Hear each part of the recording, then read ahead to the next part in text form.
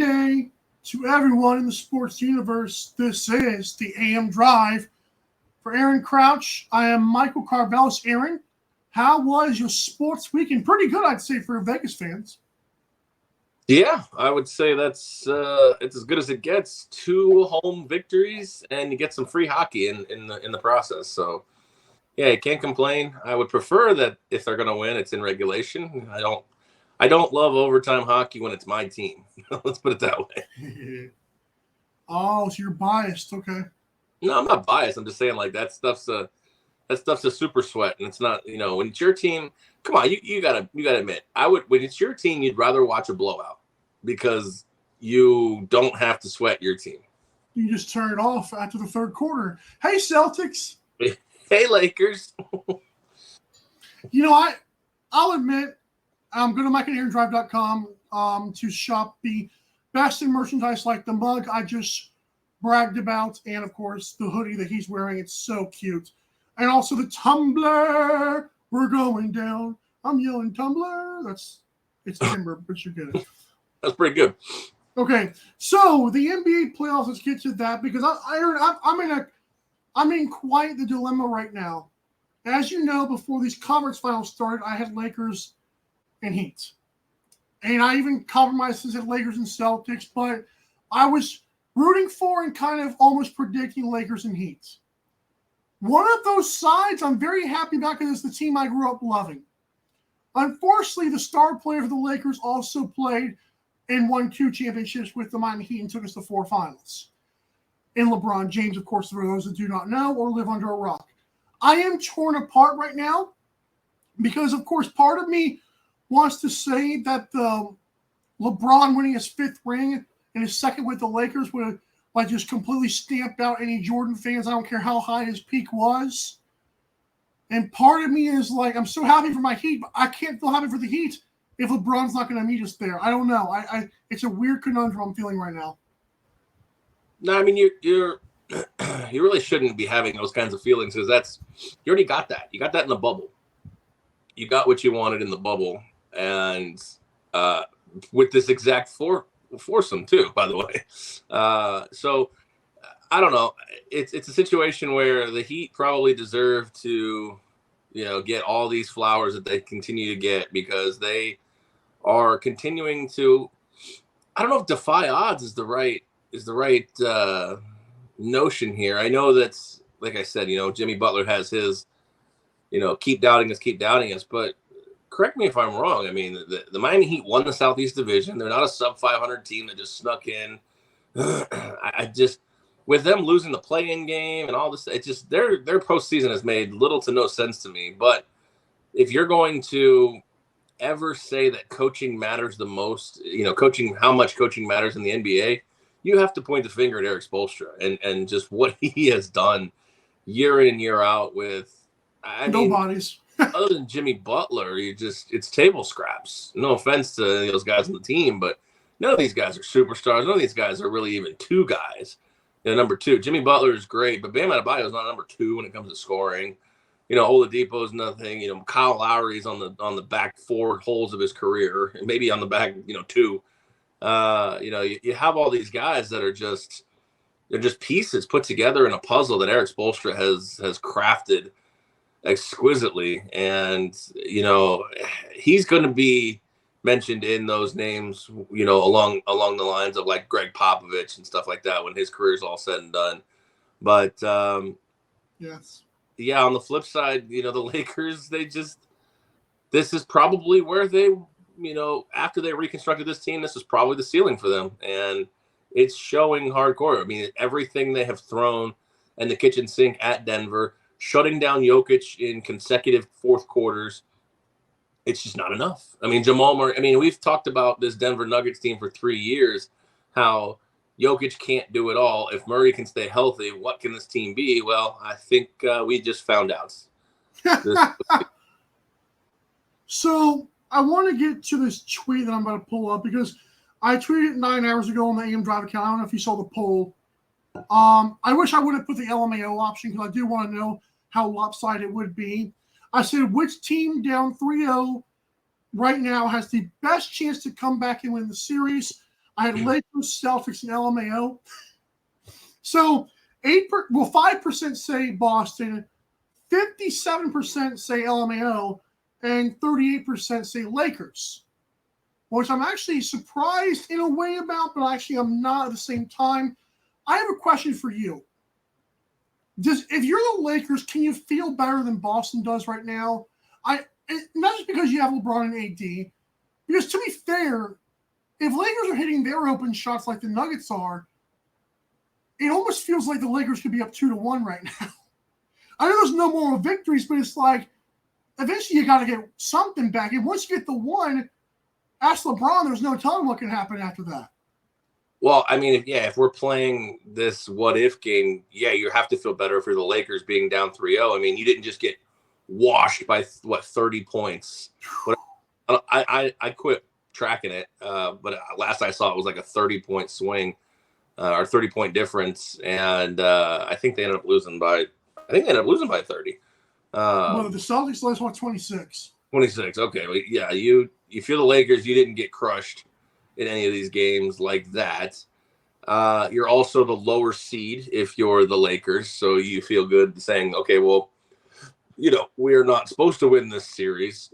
Hell, we weren't supposed to win any of our series at this point. If you're the Celtics, again,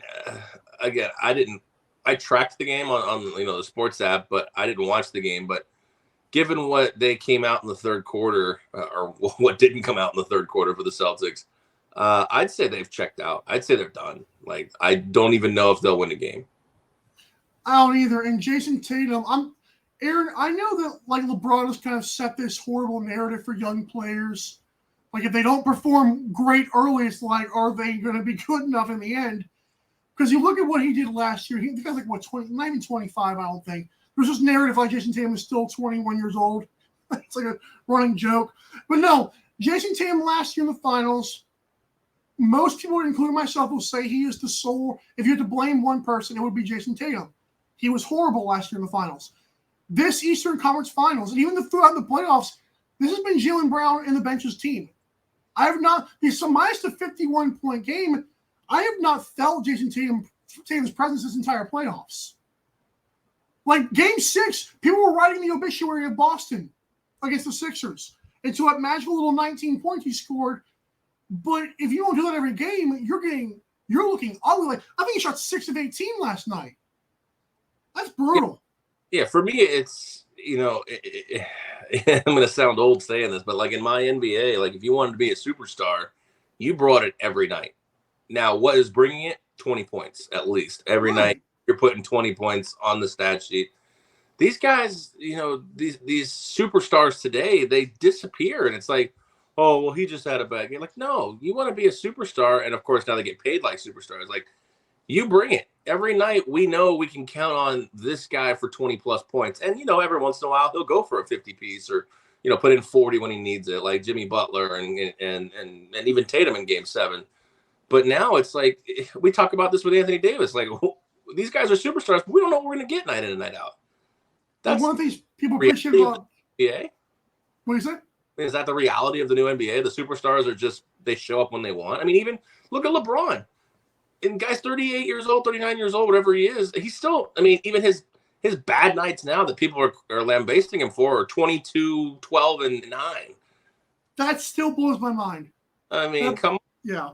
That's, I know the other night he didn't perform super admirably, but again, that's a 39-year-old guy who still we view as the 29-year-old LeBron and not the 39-year-old LeBron. But like I said, like the guy still puts the thing in the thing, and obviously LeBron is a superstar like no other. But these other guys, it's just, I don't understand why this is passing grade in the NBA now. Like, you're not a superstar to me. It's almost like money is like ruining sports for the absolute worst. What? Oh, that's a fact. It's the same with, you can look at it in any sport, look at the NFL.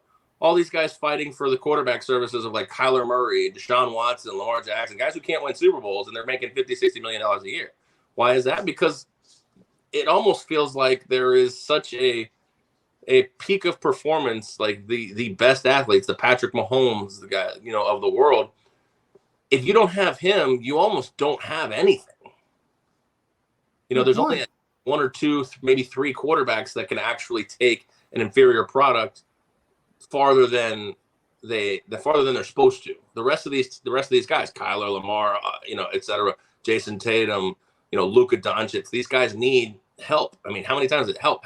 These guys have no support. Well, if you're a superstar, maybe a little bit of support, but you're going to be getting your team farther than expectations year in and year out. Now, that little bit of help is what puts you over the mountaintop.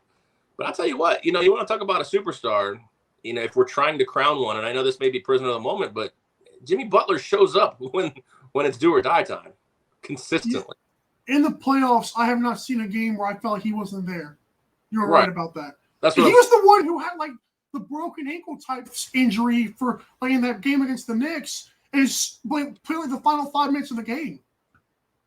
Right. I mean, it's just, I don't know what it is about. It's not just basketball. It just seems like this new wave of athlete. It's not a competitive player anymore. It's not I want to end you. Now it's I want to be your buddy, and I want to be part of this corporation in effect to maximize the most money we can take from the league. And I do have to give credit to the European guys, and maybe this is like an unfair thing because I'm not thinking of every European player.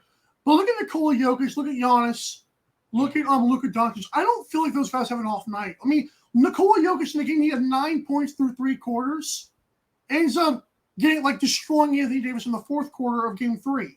Mm-hmm. Even though I know Jamal Murray had his little moments too, and I've tried to poo-poo on Jokic a little bit, but I have never seen Jokic, as tired as he looks at times, and maybe because he's unathletic, he plays every possession. And this year's Jokic's defense has been better.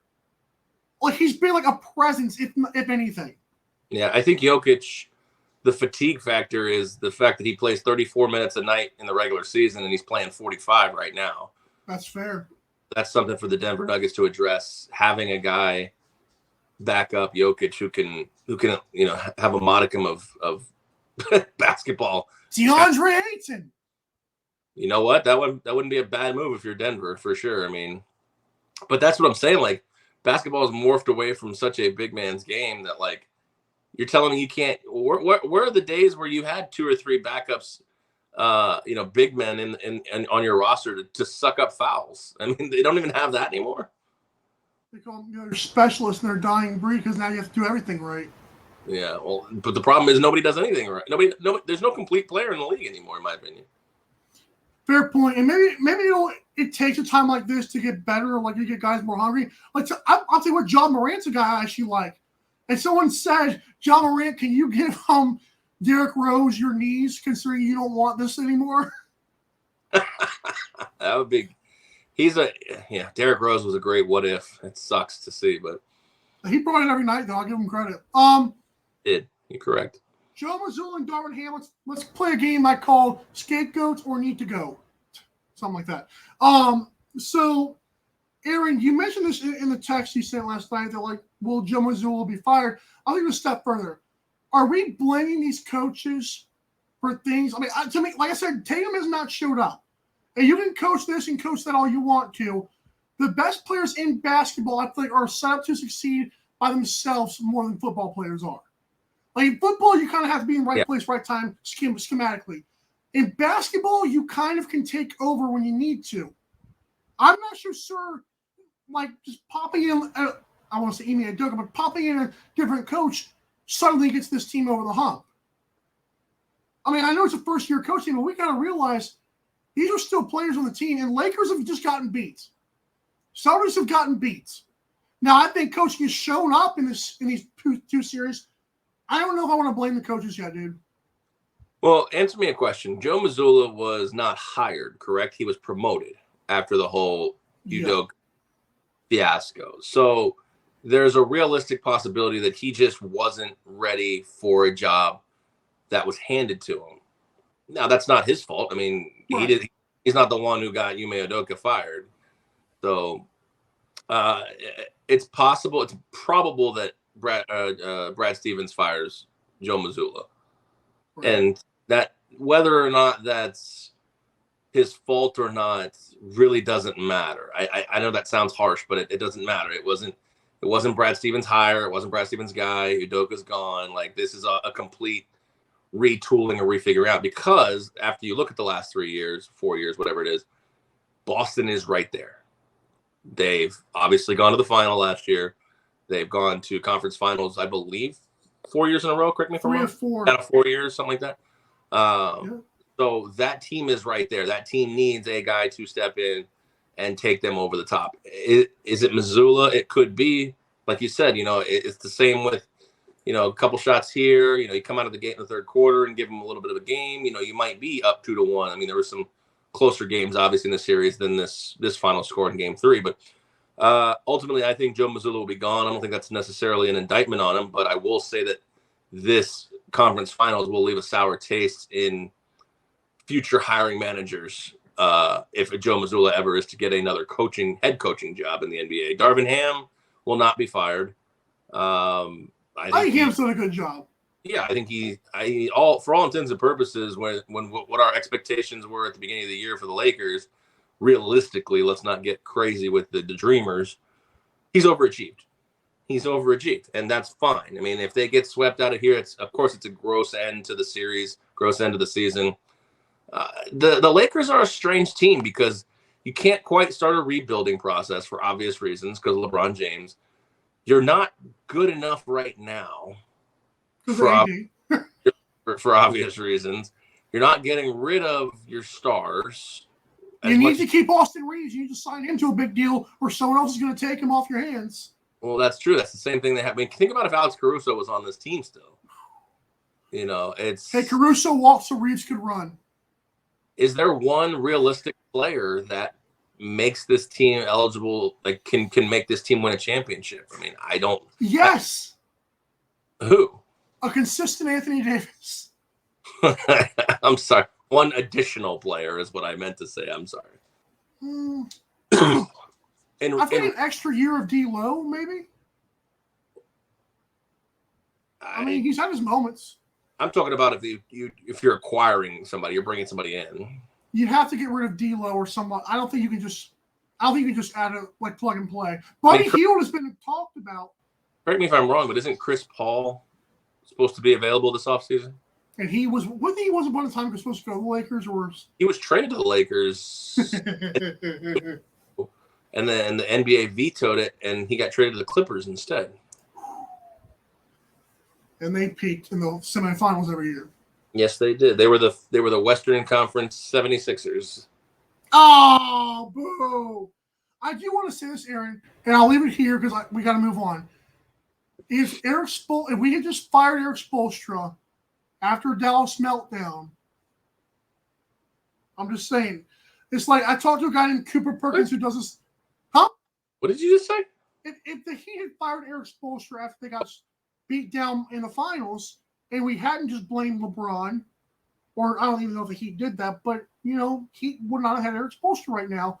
And maybe Mazulla has done his due diligence and shown that he can give him another chance, I think these fans kind of influence these decisions sometimes. And like I was talking to Cooper Perkins on the Daily Dive, the Seals broadcaster, he said, Michael, it hurts. For him, it was a first round exit.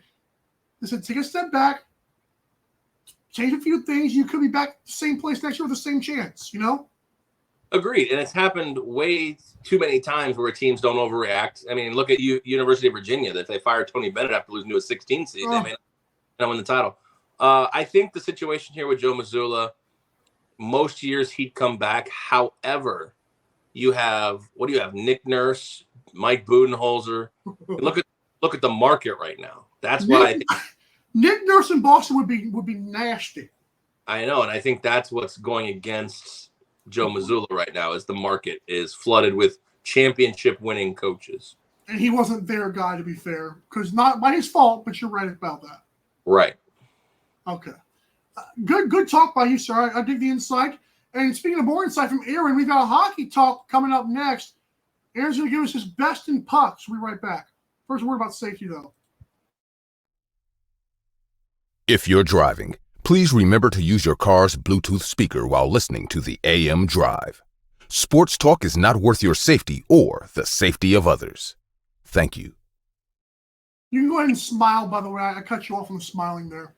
Okay, I was just trying to pull that weird, Right. Welcome to the Monday edition of the AM Drive. And we are presented by Fanatics. It's very simple. If you want the best sports merchandise, memorabilia, and apparel, you have to go to mikeandaarondrive.com and click that F tab. Of course, while you're there, add to cart times a million, because when you do and when you check out through mikeandaarondrive.com, clicking Fanatics, it helps out this show and our channel tremendously. By the way, subscribe to our channel on YouTube as well while you're there in mikeandaarondrive.com, and we appreciate that. Yeah, Daily Dive's catching up. Get caught up. NHL Playoffs. Both series are 2-0. And unlike the other 3-0 series, although it means nothing at this point, I know no more victories. All four of these games have been great. Well, I mean, yeah, you talk about moral victories. All four of these games have gone to overtime. Of course, we had that 4 overtime thriller snoozer. Yeah, 4 overtime marathon that we had in game 1 of the Canes-Panthers series.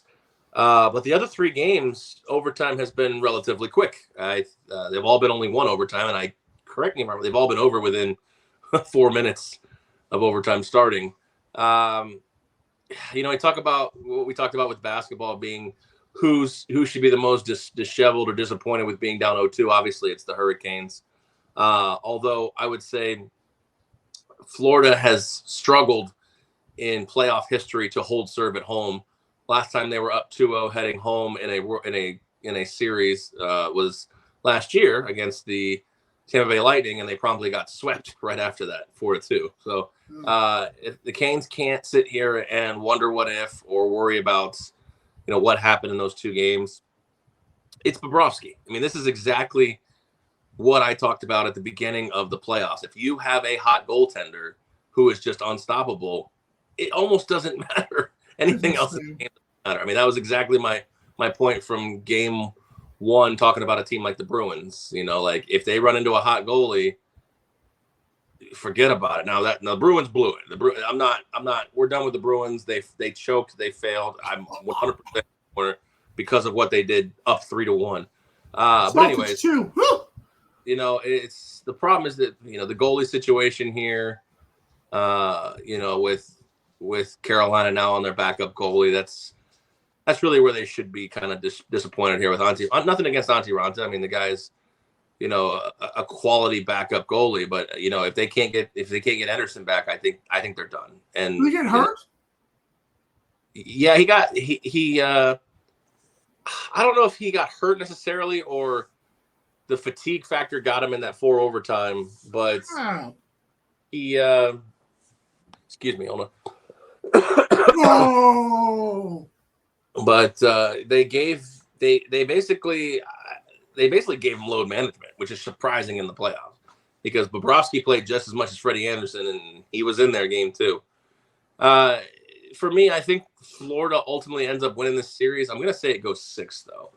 I'm going to say the Hurricanes get their game 5. You're going to get one in Florida, get game 5, and Panthers will take it down in 6. Wow. Flipping the script over to the West, the Golden Knights played incredible in game 1. They were thoroughly outplayed, in my opinion, in game 2, and they are fortunate to be basically holding serve at home up 2-0, heading back to Dallas. I think this thing will be 2-2 when we come back to Vegas. I think the Stars are that good, and they'll get theirs at home. So we'll have to figure out a best of 3 with the Golden Knights and the Dallas Stars. Fair point. So, in your opinion, are the Stars? I'm not saying like have they scared you. Like, have the Stars shown you that they can get past VGK? Because again, I had the Stars in my Stanley Cup, and it almost feels like VGK getting the first 2. I know you say it doesn't start really well on the road, but hockey's a different animal. Of course, but what I'm saying is that I think the situation here is. Yes, Jason Robertson scored a clutch goal for Dallas to take a 2-1 lead. But other than that, their Stars, no pun intended, have been quiet. I mean, I know Jamie Benn had a lucky goal that snuck under the pad to send them into overtime in game number 1. But ultimately, their Stars just haven't been there. There haven't been You know, they haven't been playing the game that I'm sure that Pete DeBoer and Stars fans expect. So for me, I look at a situation where they're going home, they're in their own environment, the Stars show up, the star players show up. The impact players. Yeah, let's call them the impact players for this point. The impact players show up, then I think we've got a series here. I don't think they're out of it by any stretch of the imagination. I definitely think they'll get game 3 tomorrow night.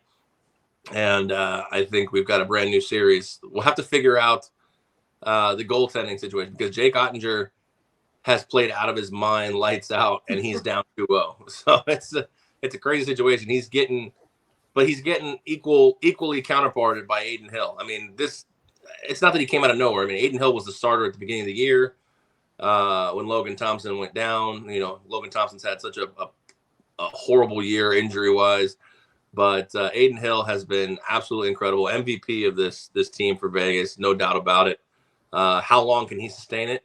I hope all the way through, but we'll have to see what that situation provides. I love it. Hey, hockey, you never know until it's over. Yeah, I mean, like you said, I mean, home ice is not as big of a thing, for some of these teams. Like I think the Canes very easily could go into the barn in South Florida and get both of those games. Same with the Stars. I mean, yeah, they are going home, but I think they can utilize their talent. The Stars are a talented team. Let's not sugarcoat it. I mean, yes, they're down 2-0, but they hung tough with VGK, and I think neither of these series are over in the slightest bit. Now, will the two teams with holding leads that have leads now hold serve? Probably. I think that's our finals matchup. And I've said in the Edmonton and Vegas, whoever won that series, I think whoever won that series was winning the cup. So I still believe that. You'd like that. Of course. Yeah, of course. Oh, okay. So 5, so let's go. Right. Have you seen the stomp, Aaron? I watched the video of it a little bit, but I haven't had an opinion on it really just yet. Okay. So here's my thoughts. I know. First of all, I gotta give a shout out to the analyst in that video who sounds like Jeff Van Gundy. I'm like, what am I watching here? Is this Jeff Van Gundy clipped over this play? So I looked at the reaction. Of course, the first reaction of everybody is, "Oh, look at him! He's got to be banned for life." My mindset has always been that, like, if you can slip up like that in a moment when you're a professional athlete, you should be banned from sports. But whatever. No one likes to talk about that. The only person to be banned is Greg Hardy, and he got his butt kicked in the UFC. Okay, so my thing is with this, after letting it marinate for the last 30, 45 minutes in my brain, they're fighting for a loose puck. You see a guy's ankle kind of leaning or slipping, and your first reaction in your brain is to stomp it. There is no other way in your brain. Your brain's not thinking loose puck. Your brain's not thinking, oh boy, get out the way. Your brain's thinking, let me break this guy's ankle in half. Because at the angle he is, I don't see what else you're trying to do in that situation. And I'm not going to out here and say, oh, cancel the guy or get rid of him. Because the standard we've set in sports is we'll forget this in a week. And I don't agree with that. But in terms of that, great. 5 games, I'm happy they gave him 5 games suspension. But I think it was a very, very dirty play that unfortunately, we accept in sports, and Draymond Green's still reviewed as a great defender. I'm sorry. No, I think you nailed it on the head. What people will say, and eventually when we come back around to October, is why was he not suspended from the NHL? Well, this wasn't an NHL violation. How his career will be affected in the NHL, I don't know. We'll see going forward because, now he's developed, I guess for lack of a better word, a reputation, so to speak, even though it's one incident of what he did. But you're right. Going into the boards, that's not the move you make if you're trying to acquire the puck with your skate. So I don't understand what was going through your mind in this. Yeah, throwing a guy out of hockey is ridiculous. I mean, like you said, another, second chances, I'm all for it. I don't understand. I will never understand what he did, but we don't know what else happened in the game. We don't know who, what Nino Niederreiter did to Joe Veleno, in the game. And it does matter as to why he may have done it. Of course, they always catch the second guy in the skirmish, but there had to be something brewing in this game for him to even consider that. And I don't know much about Joe Veleno other than he plays for the Red Wings. We don't crazy. We hear these stories about guys like Brad Marchand who continue to build a rap sheet of sorts, for stupid things on the ice. Now, is this going to become the first of many for Joe Veleno? Isn't he young? Yeah, I think he was drafted in like 2018 or 2019. Because most of the Red Wings players are young. That's why I asked. Go ahead. Yeah, that's true. No, they're still in a deep rebuilding.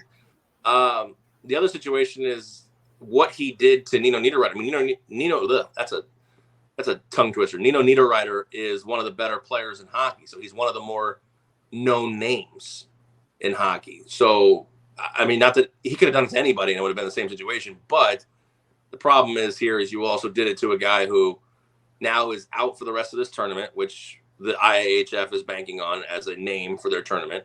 And wait, so he actually did hurt him? Oh yeah, he's out for the rest of the tournament because of that play. Yeah. Oh well, then yeah, crucify the guy. I don't care what he said to you. That's just okay. Well, now my take is now turned on this. I did not know that. Okay. Now he's Vontaze perfect for me, or as Muffin Man 19 says, Matt Cook level of dirty. I don't know what that means, but I'm sure you do. Say that again. Matt Cook level of dirty. I don't know Matt Cook. Joe Veleno has entered Matt Cook level of dirty at the IIHF Worlds for Canada. There's a situation that Matt Cook did it, yeah, and he's the only guy I've ever seen do this. So I don't know if he's trying to create a name for himself or. If Swiss guy does not get injured, I'm calling him Swiss guy because I don't want to say his name. Okay, so if he doesn't get injured, are we even talking about this? That's what makes this even worse. Like so many times, like when I see a replay and no one will brush this aside, but now that he is injured, this gets like worse. And that's my point. Like, why do we brush this stuff aside if he, like you say, he's clearly trying to do it to a star player? Or that matter? Go ahead. That's a good question because I feel like we judge the magnitude or the severity of the infraction based on how much pain it inflicted or how much. So it's. I think that's another reason. Like you said, if Niederreiter ended up being okay, maybe needed a couple stitches, got back on the ice, he may get suspended for 1 or 2 games, but. I don't know. With this situation specifically, he may have still gotten the rest of the tournament because it's such an unprecedented. I mean, you don't step. The thing I don't understand is you don't do something to a guy that would end his career. That could mean that's the type of move that can end his career. Todd Bertuzzi was another one who went after a guy. He got suspended for 2 years because of it. He ended a guy's career when he cross-checked him in the back of the head. Evander Kane said like he had a similar injury, and that's why he doesn't like. That's why he thinks fighting is needed because of this crap. Well, I think so too. I think fighting is needed because I think you need to have an outlet to keep these guys in check. And because refs ain't going to do it, obviously. No. Yeah, this is a bad look overall for Joe Veleno, and it wouldn't shock. It would shock me if he got cut from the Red Wings, but it wouldn't shock me if the Red Wings decided they didn't want that type of BS in their locker room. I don't know. What does his teammates feel? I just want to know that one. What do his teammates feel about this situation? Because I know I hope he puts out a PR apology, but if you're in a locker room, that would piss me off. Like, why would you do that? Like, I would just ask him, like what was that? Well, I was reading the article. I mean, he's the leading scorer for Canada in the IIHF right now. Oh, Lord. Not only has he performed well and like they're taking that off the ice, like one of their better players, like he's a bonehead.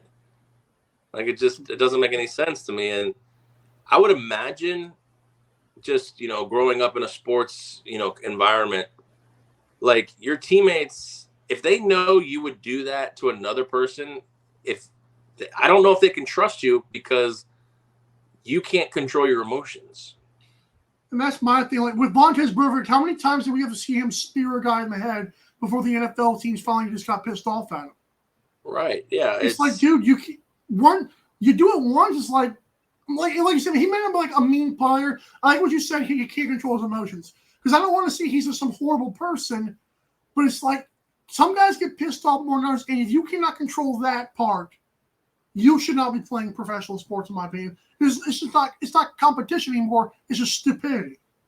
Well, and how many times do we see these situations on any field, any sport, where it borderlines on a crime? I mean, when Garrett hit Mason Rudolph with the helmet, I mean, that's battery.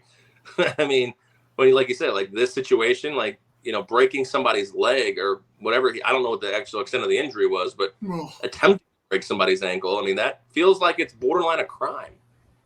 Because in the rules of the actual game, just because we're in a game doesn't, in my opinion, doesn't make you safe from doing things like that legally. And what if we're in a Black Friday line and we're like trying to get in front of the Walmart counter and I stomp your leg like that? I'm getting arrested. Right. That's a good point. But because it happened on the ice, I mean, again, it would have to fall on an Niederreiter to actually press charges, but that's not within the realm of the game. So for me, it should still be a legal issue here, for sure. Oh, and he did not issue an apology, by the way. If I'm not mistaken, this is the guy, Veleno, who's quoting this Yahoo article as saying, I'm the first player to stomp on a guy. That's not a good look if that's your reaction to that. I didn't see that. It says, where is it at? Oh, and it also says he has a history of supplemental discipline at the international stage, which I just read like 2 seconds ago. But he said something in this article where he was like, he doesn't believe that like he should be crucified because he's not the first person to do it. I'm like, that's bad. Oh, hey, I got a hockey record. I tried to chop a guy's leg off of my skate. And maybe spitting shit. I don't know if that was a quote, but spitting shitlets on Twitter. I don't know if that's what they meant when they said that. But it was like a quote of sorts. I have to look into that. If anything more comes out of this, it'd be interesting. I maybe just go Barry McCockern. Who cares? All right. We'll be back.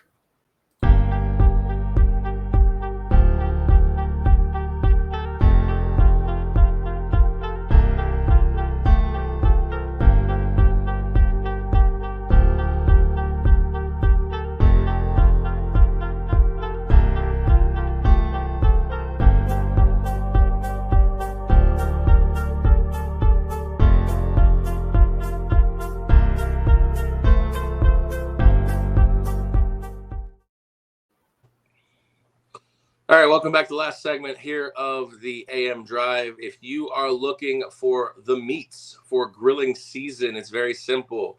Heed my words, Agridime. Say, what is that? That is high quality, top choice beef directly shipped to your door.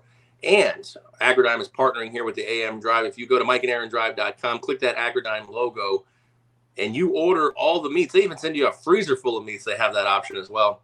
If you order, use code AMDRIVE at checkout for 10% off of your entire order. Get your meats in time for grilling season. It's getting hot out there, boys and girls. Let's get that grill fired up with Agridime and the AM Drive. Have you gotten your cow yet? Have you named or have you ordered one yet, or like to invest in? Oh, no, I have not yet. Come on, man. How much does that cost, you know? It's $2,000. No, I'd do it. Hopefully there's like an afterpay option. No, it's upfront. Oh, boo. Okay. Real quick, too.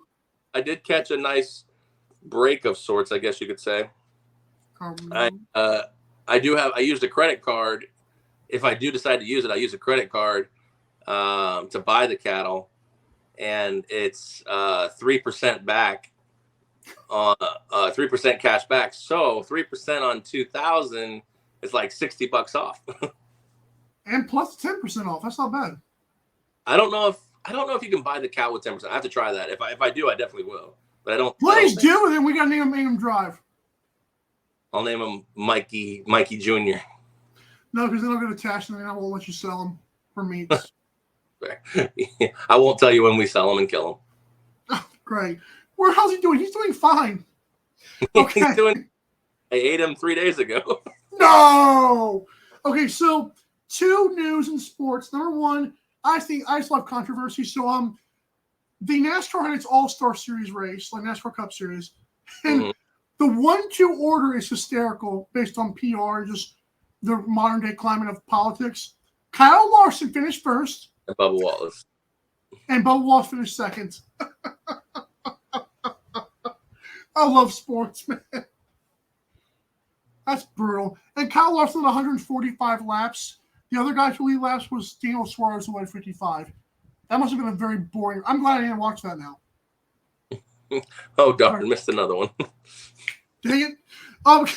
Right. Someone just called me a left-turnian on Twitter, making fun of my NASCAR fandom. That was fun. That was during the break. Also, knee-jerk reactions to Carmelo Anthony retiring. I don't want to do this, but overrated. Now your turn. What is your take on Carmelo? 100% overrated, but he'll be a Hall of Famer. Well, he's a top 75 player for God knows whatever reason, but hey. I mean, he was, if you want to talk in the age of ISO scoring, one of the best, but that doesn't make him a quality NBA player, in my opinion. In terms of basketball, he was great. In terms of the NBA, not so much. So I feel like if he doesn't win at Syracuse, I've said this on the show before, he's not as hyped as he is. So, if he doesn't win at Syracuse, he probably still goes high in the draft, but you're probably right. All right. Cancel us. All right. We are top 5 baseball teams on Friday because scheduling your schmuck. But what was your top 5? Because mine had a little shakeup over the weekend of a ton of games. Yeah, no shakeup for me. I'll stick with my same as the week before. I'll be honest, I didn't catch a lot of baseball this weekend, so that might be one factor in leading to it. But I went Tampa, Atlanta, Texas, Dodgers, and Baltimore Orioles. So last week for me, the Dodgers were number 3, Rangers were 4, and Orioles were 4 and Rangers were 5. Dodgers have dropped 2 spots, and those 2 teams have moved up. So Orioles are now at 3. Rays went 2-1. They're now 34-14. I don't know. I look at who they played. Braves went 2-1 as well. They're now 29-17. Orioles went 3-0. They're 31-16. And Rangers went 3-0. Dodgers went 1-2 against the Cardinals, who are 21-27. Yeah. So yeah, Friday they won, Saturday and Sunday they lost. Huh? Rangers swept who? Minnesota? Probably. I don't know. I didn't check that far, but I know they swept somebody. I know that. Well, yeah, they swept.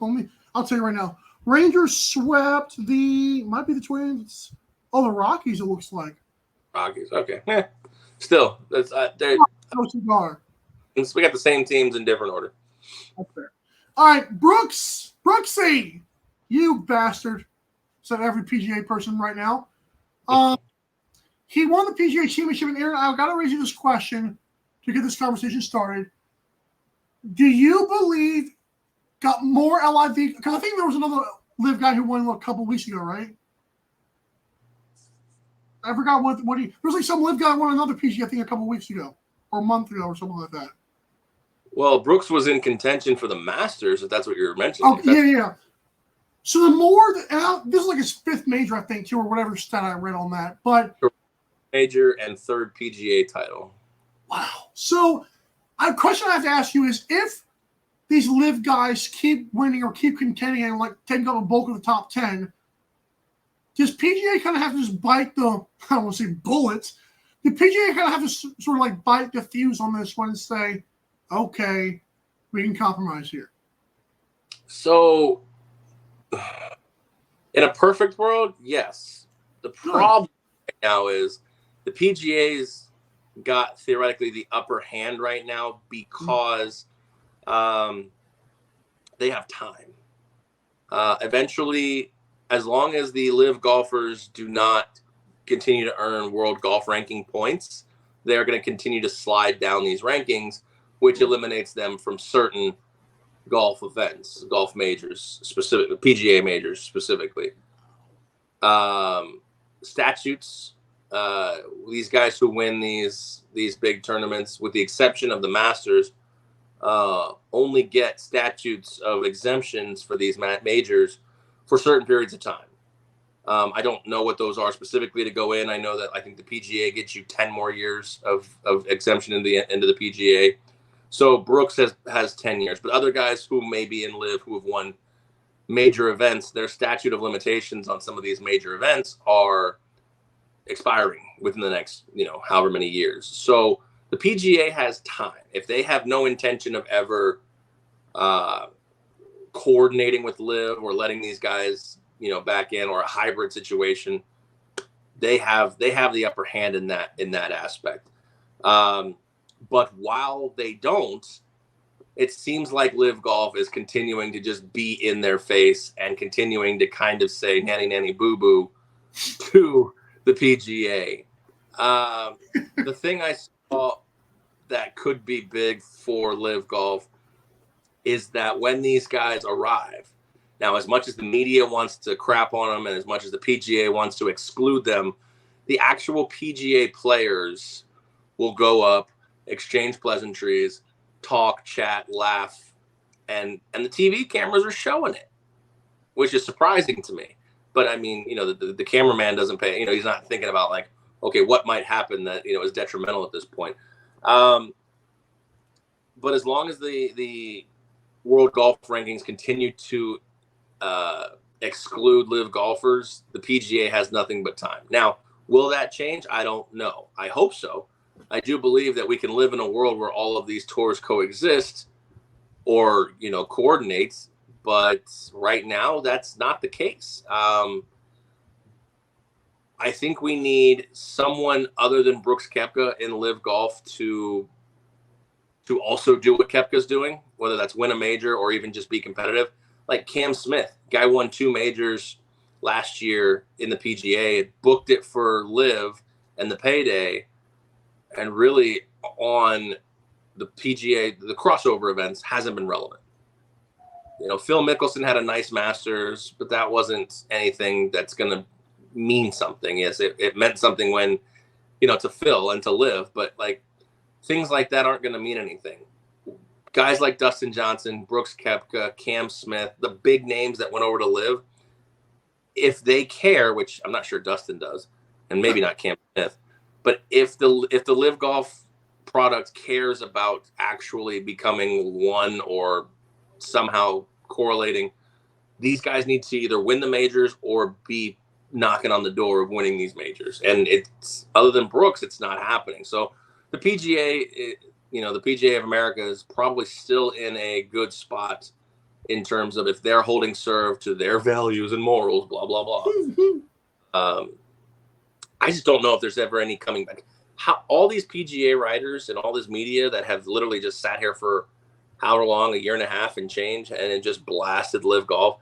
How can you, if these two leagues, work together, how can you realistically cover the LIV Golf at that point? You'd be discredited instantly, especially on the internet. Sure, 100%. Especially guys like Bill Chambly, and others who have just spent more time than anyone needs to on trying to see the LIV Golf product sink. It's I don't want to say it's like this, but to compare it for people in basketball, it's kind of like a rookie version of like Skip Bayless suddenly saying LeBron's the GOAT. Like, no, can't do that now. What? Not that bad. Huh? That doesn't make any sense. Like Nick Wright is the rookie. No, I'm saying like for golf, like for people that don't understand golf, it's like all these guys, it's like if Skip would say, oh, LeBron's the GOAT now after poo-pooing on him for so long. You can't just say, oh, we love LIV now. No, you can't say that now, pal. No, That's what I mean. Come on. Drink your coffee. That's a soft take, but I guess what you're trying to say. It would be as if the XFL was funded by Saudi money, and like major players went over to the XFL, and Shannon Sharp all of a sudden spent all of his days crapping on the XFL, only to learn that they all of a sudden, correlated it for him to go on the show. Yeah, I mean, it's the same crap. It's you're gonna have a huge problem trying to get insight and media availability at that point. But back to the original point at hand. I mean, it's congrats to Brooks Koepka. Number 5. I mean, the guy's got the weirdest career. He has 5 majors, which is obviously good enough for PGA Hall of Fame. He's a live golfer, which discredits him at this point from PGA Hall of Fame. He's only got 4 wins. I think actually no, he's got 3 wins that aren't majors. So he has more major victories than just other PGA Tour wins, which is unheard of for every other golfer that's ever played this game. So he's a very strange character in the world of golf, but he doesn't care about stuff like that. He doesn't worry about stuff like that. Can we have Aaron's like major Mondays back or whatever, like where you give golf bets? That would be fun, sir. I'll be completely honest. Other than the 2 majors that we've had, I can honestly say I haven't really been paying attention to golf too much this year. It's the Saudis, isn't it? No, it's just there's just so much going on. There's so many sports to consume, and I have other priorities obviously to take care of. You can't consume everything. It's unfortunate, but it's like me with baseball. Love you, baseball. Love the shot clock, pitch clock. There's only so much you can consume unless you literally just don't leave your TV. Fair. Panthers and Hurricanes tonight. Who wins? Hurricanes in overtime. That's bold. I'm going to go Lakers beat the Nuggets and avoid the sweep tonight. I'll say it's over. Oh, see, now you want me to bet. Okay, you're smart. Not going to happen. Come on. Why don't you want to bet? Your boy, your God, your king. Can I do a shaving cream pie for Friday if it happens? I mean, we haven't had one of those in a while. If the Lakers come back and win this series, I will put the biggest shaving cream pie in my face. No. I want you to put it in your kid's face. Okay, don't do that. I want you to buy us a cow. Okay, that's not fair either. I'll put a shaving cream. If the Lakers get swept, I'll put a pie in my face for saying the Nuggets were not good enough. All right, if they fair get enough. Swept. All right, I'll take it. Then it pushes to 5, and we don't care. Good series. No, it's tonight. It's tonight's game. If they get swept, you pie to the face on Friday. This is for you, LeBron. I'm already trying it now. LeBron is him. He was Timothy for a while. Timothy Butler is the new LeBron James. Oh, have you seen him? Have you seen the bald Jimmy Butler compared to Michael Jordan? That is scary looking. Well, there was a stat out there recently that Jimmy and Michael were the first 2 to do something. I can't remember what it was, but have you seen the video out there that Jimmy Butler is Michael Jordan's illegitimate child? That's what I'm saying. Have you seen that picture? Like they did a bald like side by side, and Butler's bald with the mustache and like the eyebrows going. Like, oh my god! It's pretty close. Yeah. Oh, gross. That would make sense. All right, it's going to do it here for us on this Monday edition of the AM Drive. We appreciate you guys listening, tuning in, supporting, and, of course, support those sponsors throughout the week as you go through your work and sports week. We'll see you guys again on Friday, Fantasy Draft Friday. But until then, be safe. And, of course, as always, drive safe.